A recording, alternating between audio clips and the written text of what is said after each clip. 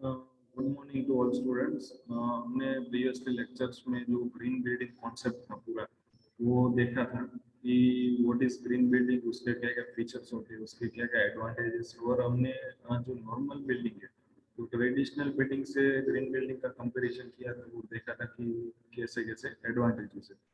तो आज हम ग्रीन बिल्डिंग कॉन्सेप्ट का एक केस स्टडी स्टडी करेंगे कि जो अपना सुजलोन का जो हेडक्वार्टर है, सुजलोन का जो कैंपस है, मेन कैंपस पुणे में, तो वो जो पूरा कैंपस है वो ग्रीन कैंपस है, वो पूरे जो बिल्डिंग्स है वो ग्रीन बिल्डिंग्स है। उसकी एक केस स्टडी है, वो हम आज स्टडी करेंगे। तो अपना जो ये लेक्चर सेशन अब स्टार्ट करते हैं। तो ये जो पुणे में हेडक्वार्टर है सुजलोन वन अर्थ का, जो सुजलोन कंपनी है जो विंड मिल्स बनाती है, तो उसका जो बेसिक इंफॉर्मेशन है वो हम देखते हैं। तो सुजलोन वन अर्थ जो पुणे में है, उसके जो पूरे कैंपस के आर्किटेक्ट है क्रिस्टोफर चार्ल्स बेनिंजर। लोकेशन पुणे है, जो साइट एरिया है पूरा साइट वो 10 एकड़ में है। प्रोजेक्ट ईयर था 2009 से स्टार्ट हुआ था। लैंडस्केप की जो डिजाइन है, स्ट्रक्चरल डिजाइन किसने की थी, ये जो कंस्ट्रक्शन मैनेजमेंट और ग्रीन बिल्डिंग कंसल्टेंट कौन थे, तो ये पूरे यहाँ पे लिस्ट किया हुआ है। ये अपने कोई काम का नहीं है। फिर हम देखें कि जो ये सुजलोन वन अर्थ का जो कैंप है उसके जो बारे में, this significantly unique office is design by, जो आर्किटेक्चर है उसका नाम है Christopher Charles, Pune based architect has received L double A D platinum rating. ये हमने देखा था कि जो डिफरेंट डिफरेंट रेटिंग्स है, जो डिफरेंट डिफरेंट जो ऑर्गेनाइजेशन है वो प्रोवाइड करते हैं, कुछ उसके जो पैरामीटर्स है, जो बिल्डिंग्स वो पैरामीटर फुलफिल करती है उसको रेटिंग्स दिए जाते हैं। तो जो सुजलन है उसने उसको 2010 में एनडब्ल्यूडी प्लेटिनम रेटिंग मिल गई थी। He and his partner came up with the concept of office in the garden. कि जो आर्किटेक्चर है उसका जो एक प्लान था कि ऑफिस इन गार्डन की, जो अपना ऑफिस है उसके सराउंडिंग्स ऐसे क्रिएट किया जाए कि गार्डन जैसा। उसको नाम दिया गया office in the garden, spread over 10 acres की जो कैंपस है वो 10 एकर्स में फैला हुआ है। This magnificent structure is one of the largest green building projects of the country. It is also one of the India's first building to be LEED. ये India की जो पहली बिल्डिंग है उसको LEED रेटिंग दिया गया। तो LEED का फुल फॉर्म क्या है, तो leadership in energy and environmental design certified. ये जो बिल्डिंग है तो LEED सर्टिफाइड है, फर्स्ट बिल्डिंग है इंडिया से। ये आपको यहाँ पे ये प्लान दिख रहा है कि उसके इमेजेस है, नाइट व्यू है। तो ये पूरा कैंपस है, वहाँ पे दिख रहा है कि 1 नंबर का देखें तो सन लॉन्च है, 2 नंबर का है वो स्काई लॉन्च है, 3 नंबर का है वो ट्री लॉन्च है। ये रहा, फिर 4 नंबर है एक्वा लॉन्च है, 5 नंबर है वाटर बॉडी कैफेटेरिया। ये रहा वाटर बॉडी है, यहाँ पे कैफेटेरिया है। 6 नंबर है स्काई सिलेंडर है। 7 नंबर है सुजलोन एक्सलेंस अकादमी। तो ये डिफरेंट डिफरेंट जो बिल्डिंग है उसको ऐसे डिवाइड किया गया है डिफरेंट डिफरेंट एरियाज में। फिर हम देखें Suzlon one earth is 100 powered by on site end of site renewable sources की, जो उसका जो एनर्जी का जो जनरेशन है वो on site end of site renewable sources की वजह से ही होता है। The campus has 18 hybrid wind turbines that fulfill 7% of total energy consumption. कि जो कैंपस है उसमें 18 हाइब्रिड विंड टर्बाइन एस्टेब्लिश किए गए। उस जो उससे जो एनर्जी का जनरेशन होता है, इलेक्ट्रिसिटी का जनरेशन होता है, वो 7% फुलफिल करता है total energy consumption. The rest of energy is demanded is made from outside offside wind turbines की, जो उसके जो रिमेनिंग जो एनर्जी है वो ऑफसाइड वाइंड टर्बाइन से किए जाते हैं। The structure is designed in a way to ensure maximum daylight exposure, thereby reducing artificial lighting consumption. ये जो स्ट्रक्चर है, जो बिल्डिंग का डिजाइन ऐसा किया गया है कि जो मैक्सिमम जो सनलाइट है, मैक्सिमम डे लाइट है उसका यूज किया जाए। एंड जो डिपेंडेंसी रहती है हमारी जो आर्टिफिशियल जो लाइटिंग है, जो हम ट्रेडिशनल जो अपना मेथड है, ट्रेडिशनल जो लाइटिंग है उस पर डिपेंडेंसी कम रहे, और डिपेंडेंसी कम रहेगी तो क्या होगा, ऑटोमेटिकली जो एनर्जी का कंजप्शन है, लाइट इलेक्ट्रिसिटी का कंजप्शन है वो भी डिक्रीज हो जाएगा। The infrastructure within the campus is designed to enable water percolation, and therefore they control stormwater runoffs and controlling towards the increased water table gap. ये जो इंफ्रास्ट्रक्चर ऐसी फैसिलिटी क्रिएट की गई है, ये जो वाटर का जो पर्कुलेशन होता है उसको एनेबल कर दिया गया। मैक्सिमम से मैक्सिमम जो रन ऑफ था, तो हमने देखा है कि बारिश का पानी वो जमीन में जाने की वजह वो बहुत रन ऑफ हो जाता है, बहुत आगे बढ़ जाता है। तो मैक्सिमम से मैक्सिमम रन ऑफ को कंट्रोल किया गया, और जो अपना जो वहाँ का जो वाटर टेबल था, वाटर टेबल को इंक्रीज कर दिया। फिर नेक्स्ट रेटिंग एंड टेक्निक्स। तो Suzlon energy limited world leading wind energy company based in Pune India. हमें पता है कि जो सुजलॉन एनर्जी है वो वाइंड एनर्जी के रिलेटेड में बहुत ही बड़ी कंपनी है उस सेक्टर में। वही डिस्कस किया है कि आर्किटेक्चर ने, स्ट्रक्चर डिजाइनर ने क्या क्या किया। A million SF of ground plus second floor of million of ground plus two levels in the 10.4 acre urban setting achieved LWD platinum and TerryGria 5-star certification within 8% of its energy annual energy generated on site through photovoltaic panels and windmills। कि हमने देखा कि जो TerryGria है उसके और जो LWD, तो उन दोनों ने जो ग्रीन बिल्डिंग है, ग्रीन बिल्डिंग कैंपस को सर्टिफाइड किया है, और TerryGria ने उसको 5-स्टार रेटिंग दी है, और LWD ने प्लेटिनम रेटिंग दी।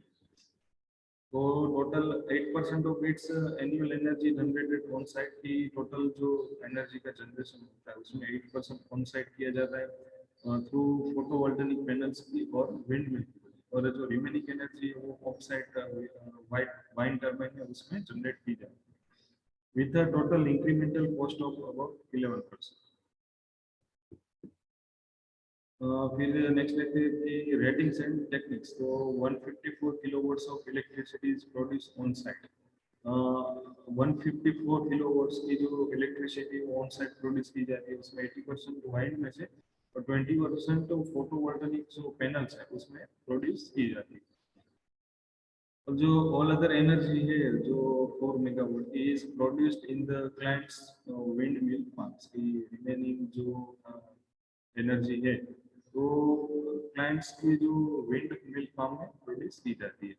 उसमें भी with 92% being consumed by the project is sustainable energy making this a zero energy project. जो पूरा प्रोजेक्ट है वो जीरो एनर्जी प्रोजेक्ट है। Lighting of individual offices controlled by combined daylight and occupancy sensor। की जो offices है उसकी जो लाइटिंग है वो कंट्रोल कैसे होती है, तो वो डे लाइट और ऑक्यूपेंसी सेंसर की वजह से। तो समझ लो कि जो ऐसे सेंसर पुट किए हुए हैं कि ड्यूरिंग जब डे टाइम हो तो वहाँ पे जो मैक्सिमम जो डे लाइट है उसका यूज किया जाए, और तब जब अपनी जो आर्टिफिशियल जो लाइट है उसका कम यूज हो तो क्या होगा, तो आर्टिफिशियल लाइट का कम यूज होगा तो ऑटोमेटिकली अपनी जो एनर्जी कंजप्शन है वो डिक्रीज हो जाएगा, और अपना जो इलेक्ट्रिसिटी कंजप्शन जो कॉस्ट है तो वो भी डिक्रीज हो जाएगा। ऐसे सेंसर पुट किए गए हैं कि मैक्सिमम जो ऑक्यूपेंसी है डे लाइट की वो यूज की जाए। 65% of energy is saved by use of LED outdoor light system in comparison to conventional scheme। ये जो एनर्जी का जो सेव होती है उसमें 65% एनर्जी सेव होती है। कैसे, तो ऐसे जो बिल्डिंग्स है उसमें LED outdoor light system provide की गई है, तो उससे क्या होगा, जो अपनी जो कन्वेंशनल जो मेथड थी, कन्वेंशनल जो स्कीम थी उसमें हमें पता है कि एनर्जी का जो यूज था वो बहुत ज़्यादा था। तो एलईडी की यूजेस की वजह से वो जो कंजप्शन था वो बहुत ही कम हो जाएगा। 30 to 40% reduction in operating cost की, जो पूरा जो बिल्डिंग का जो ऑपरेटिंग कॉस्ट था उसमें 30 से 40% कॉस्ट का रिडक्शन है।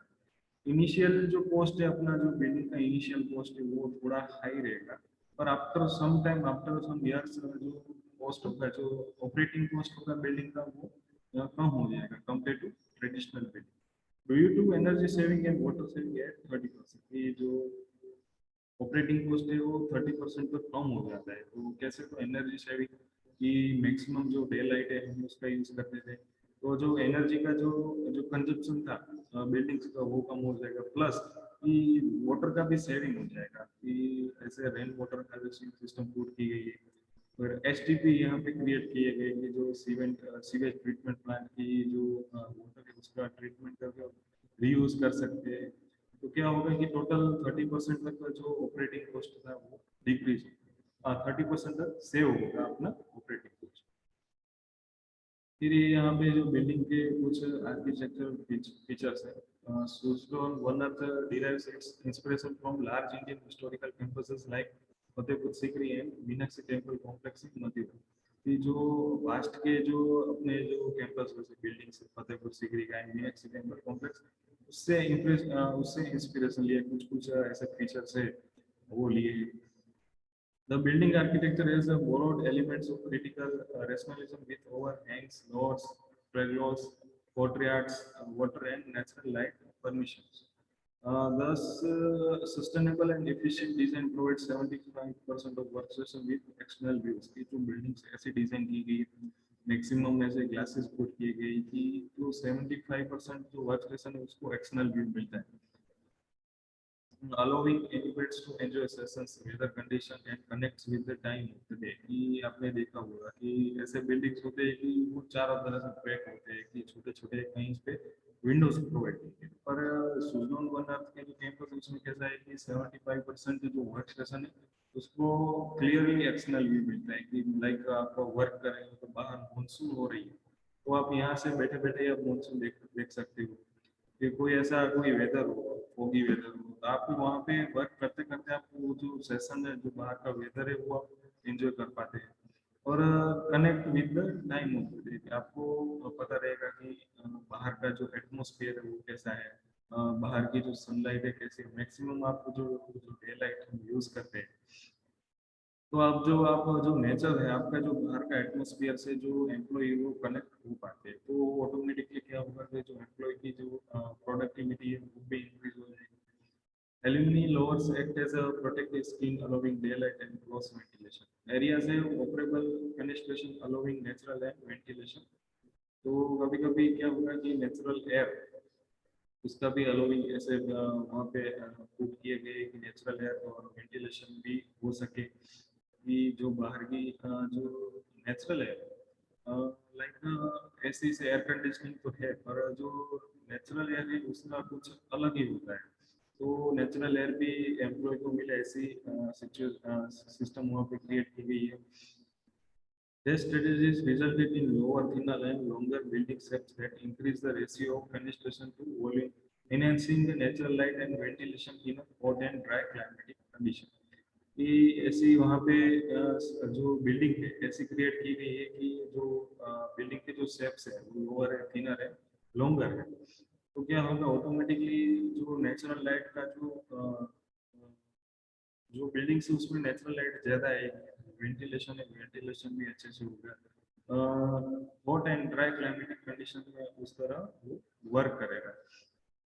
जो हॉट वेदर होगा तो ऐसे जो एम्प्लॉइज है उसको हॉट फील ना हो वैसे सिस्टम और जो ड्राई क्लाइमेटिक कंडीशन है तो वहाँ पे ऐसी सिचुएशन सिस्टम्स क्रिएट की गई। तो उसके कुछ फीचर्स यहाँ पे दिखाए गए हैं कि जो टोटल एनर्जी जो कंजप्शन है तो टोटल एनर्जी प्रोड्यूस होती है तो हाइब्रिड विंड टर्बाइन की वजह से होती है और सोलर पैनल्स भी पुट किए हुए हैं।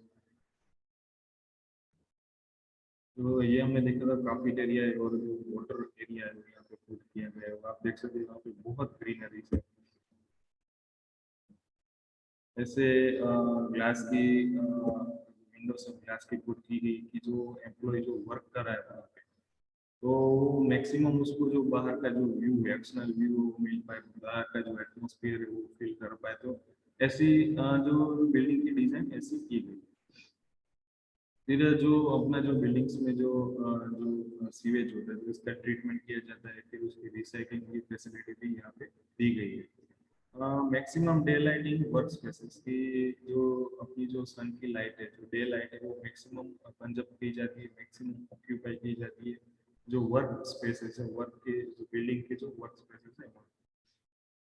फिर क्या होगा कि जो एनर्जी का जो प्रोडक्शन है वो रिन्यूएबल एनर्जी होता है, तो एनर्जी का भी जो कंजप्शन है वो भी कम होगा कंपेयर टू जो ट्रेडिशनल एनर्जी है, ट्रेडिशनल जो हम इलेक्ट्रिसिटी यूज करते हैं। तो ऑटोमेटिकली क्या होगा कि जो एनर्जी का सेव होगा तो उसका जो कॉस्ट है, कॉस्ट भी सेव होगा। फिर वाटर हार्वेस्टिंग सिस्टम भी प्रोवाइड की गई है, तो उसकी वजह से वाटर का भी जो कॉस्ट है वो भी सेव होगा।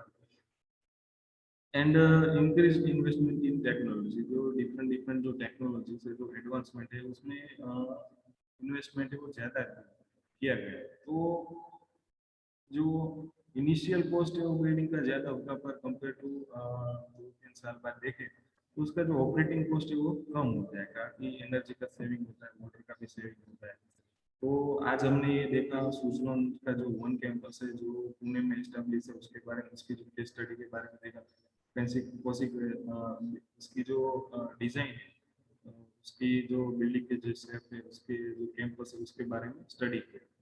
तो आज का हम लेक्चर सेशन यहीं पे एंड करते हैं। Thank you.